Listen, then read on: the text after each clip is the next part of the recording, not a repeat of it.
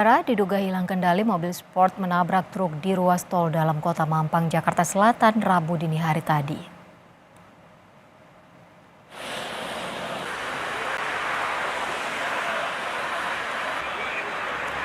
Mobil sport mewah ini ringsek pada bagian depan usai menabrak truk di tol dalam kota di Mampang. Tampak badan mobil sport masuk ke kolong bagian belakang truk dan sempat terseret sejauh 100 meter.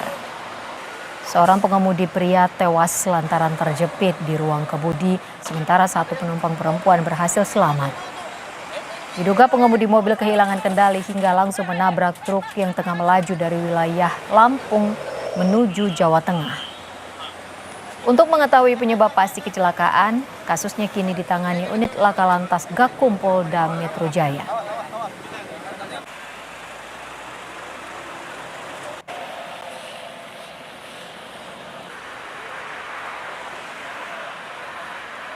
Saya tuh ya kan, nah nggak jauh dari busway itu, deket busway itu, saya ditumbur dari belakang, kencang benar, gitu loh.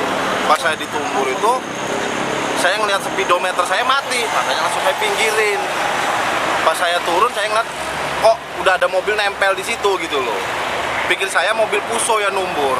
Ini, Iya, supercar. setahu saya sih ada dua, cuma cowok sama cewek gitu. Untuk saat ini, Iya, yang kejepit satu tapi ya? apa Pak? Yang kejepit satu. Iya, yang kejepit satu. Ini yang kejepit cewek cowok Bang? Cowok.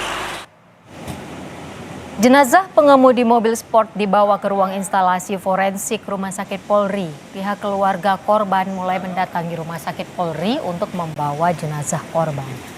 Menurut rencana, jenazah akan langsung dimakamkan setelah orang tua korban tiba dari Pontianak.